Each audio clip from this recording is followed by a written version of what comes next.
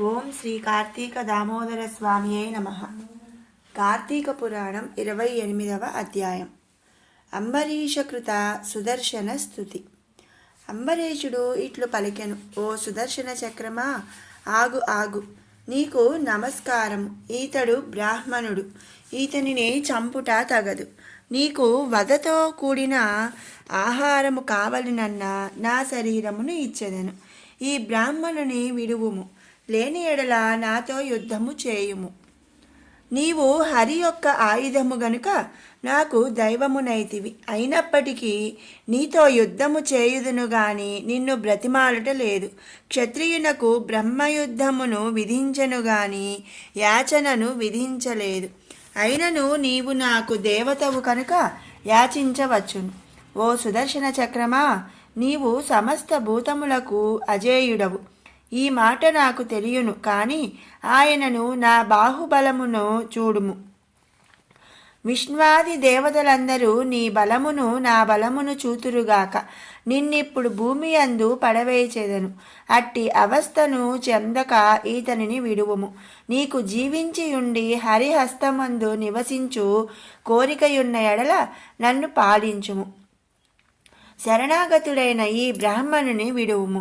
రాజు ఇట్లు స్తుతించగా సుదర్శన చక్ర దేవత సంతోషించి రాజును పరీక్షించవలయునని తలంపుతో కోపము వచ్చిన వాడవలే నటించి ఇట్లనియే. సుదర్శనం ఇట్లు పలికెనది: రాజా, నీకు తెలియునా, మధుకైటపులను నేను చంపితిని. దేవతలను జయించుటకు సఖ్యము కాని వారైన రాక్షసులను అనేకులను చంపితి పని తెలియదా? ఈ దుర్వాసుని కోపముతో కూడిన ముఖమును చూచుటకెవ్వడైనా సమర్థుడున్నాడా? ఇట్టి దుర్వాసుడు శంకర బ్రహ్మల యొక్క తేజోధారి అయినను ఇప్పుడిట్టి అవస్థను నా వలన చెందెను గదా. శంకరుని వలన క్షత్రియ సంహార కారకమైన తేజస్సు సంభవించినది. ఆ బ్రహ్మ తేజస్సు నాకంటే అధికము కాదు. అదియు నా చేత అనేక పర్యాయములు అతిక్రమించబడినది. క్షత్రియ తేజోవంతుడవైన నీవు నాతో యుద్ధముకెట్లు సమర్థుడవగుదువు? బ్రహ్మశంకరులు 2 తేజస్సులు నాకు చాలనివైనయున్నవి. రాజా, క్షేమము కోరినవాడు బలవంతునితో స్నేహము చేయవలెను. ఇట్లు న్యాయముండగా నీవు మూర్ఖత్వముల అవలంబించి నాతో యుద్ధమునకు సన్నద్ధుడవెందుకైతివి? నీవు హరిభక్తుడవని నేను నిన్ను ఇంతవరకు సహించితిని. కాబట్టి నీవు దూరముగా పొమ్ము, ప్రాణములను వృధాగా పోగొట్టుకొనుము. ఇట్లు సుదర్శన చక్ర వాక్యమును విని అంబరీషుడు కళ్ళెర్ర చేసి సుదర్శన చక్రముతో ఇట్లనెను. అంబరీషుడు ఇట్లు చెప్పెను: సుదర్శన చక్రమా, నీవు నా దేవునకు ఆయుధమైతివని నిన్ను బాణముల చేత 100 ఖండములుగా కొట్టలేదు. నీవు క్షత్రియ ధర్మము అవలంబించి నాతో మాట్లాడుచున్నావు కనుక ఇక ముందు నీకు గర్వం ఉండబోదు. నీ గర్వమును నశింపజేయు బాణములు నా హస్తముందున్నవి. నేను బ్రాహ్మణులందును దేవతలందును స్త్రీల అందును జ్ఞాతులందను గోవులందును బాణములను వదలను. నీవు క్రూరుడవైనను దేవుడవగుట చేత ఇంతవరకు ఉపేక్షించితిని.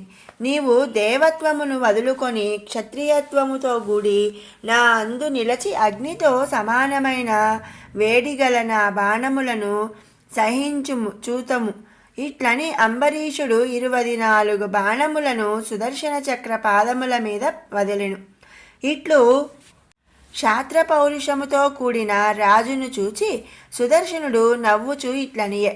సుదర్శనుడు ఇట్లు పలికెను: రాజా, నీ సంరక్షణ నిమిత్తమే హరి నన్ను పంపినాడు. నిన్ను శరణాగతుడైన బ్రాహ్మణుని విడిచితిని, సుఖముగా ఉండుము. ఇట్లు పలికి ధనుర్బాణములతో కూడి ఉన్న రాజును కౌగిలించుకొని భూమి అందు పడి నమస్కారము చేసెను.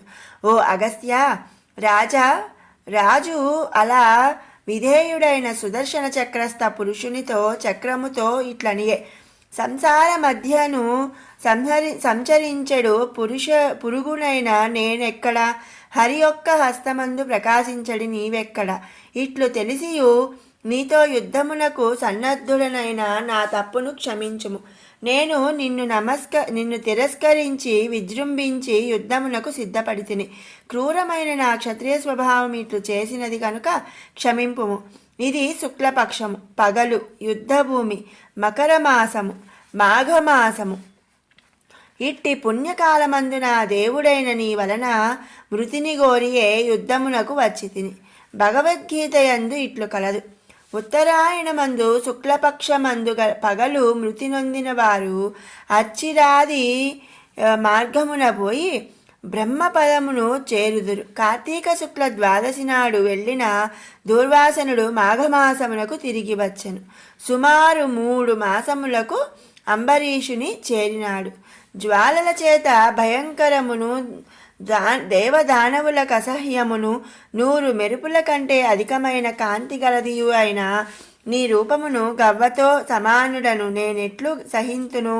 సహస్రాగ్నియుతమైన రవిబింబము వలె సహస్రారములను ధరించునటువంటి సమస్త సంహారకరమగునటువంటి నీ రూపముతో యుద్ధము చేయ నేనెట్లు శక్తుడు అగుదును? కోరలతో కూడి భయంకరము 10 దిక్కులందు అగ్నులను బయటకు చిమ్ముచున్నట్లు వంటి నీ యొక్క దంతపు దెబ్బను దేవుడు గాని, రాక్షసుడు గాని, దేవేంద్రుడు గాని, రాక్షసాధిపతి గాని, ఇంకెవ్వడు గాని సహించగలడు? మెరుపులను, సూర్యుని జాలములను మొత్తములై భయంకరాకారములను ధరించి వచ్చినను నీ తేజస్సును తిరస్కరించలేవు. విష్ణువు భయంకరాకారమైన నిన్నాశ్రయించి 3 లోకములను పాలించుచున్నాడు. నీతో విరోధించిన ఎడల దేవతలు గాని, దానవులు గాని, అన్యులు గాని నిన్ను జయించలేరు. దైత్యులను చంపు దానవు భక్తులను పరిపాలించునావు. విష్ణువు యొక్క కాంతి చేత ప్రకాశించుదానవు. ప్రాణగమన కష్టమును హరించుదానవు అగు నీకు నమస్కారము. ఇట్లు స్తుతించి భూమి యందు నమస్కారము చేయుచున్న రాజును లేవదీసి నీకు క్షేమముగాక అని సుదర్శనుడు పలికెను. ఈ సుదర్శన చక్ర స్తోత్రమును 3 కాలములందు పఠించువాడు ఆపదల నుండి విముక్తుడై చిరతర సుఖములను పొందును. కలియుగమంది అధ్యాయమును 1 మారైనను వినువారు అనేక భోగములు పొంది అంతమందు మోక్షము పొందుదురు. ఓం శ్రీ కార్తీక దామోదరాయే నమః. కార్తీక పురాణం 28వ అధ్యాయం సమాప్తం. శివానందలహరి 28వ శ్లోకం. సారూప్యం తవ పూజనే శివ మహాదేవేతి సంకీర్తనే సామీప్యం శివభక్తిధుర్య జనతా సాంగత్య సంభాషణే సాలోక్యం చ చరాచరాత్మకతనుధ్యానే భవానీపతే సాయుజ్యం మమ సిద్ధమత్ర భవతి స్వామిన్ కృతార్థోస్మ్యహం. గిరిజేశ, నేను నిన్ను భక్తితో పూజించడం వల్ల సారూప్యము, శివ, మహాదేవ అంటూ స్తోత్రం చేయడం వల్ల సామీప్యము, నీ భక్తులతో సహవాస సల్లాపాల వల్ల సాలోక్యము, చరాచరాత్మకమైన భవదీయ స్వరూప ధ్యానం వల్ల సాయుజ్యము కూడా నాకు ఈ లోకమందే అనుగ్రహించావు. అందువల్ల నేను కృతార్థుడనయ్యాను.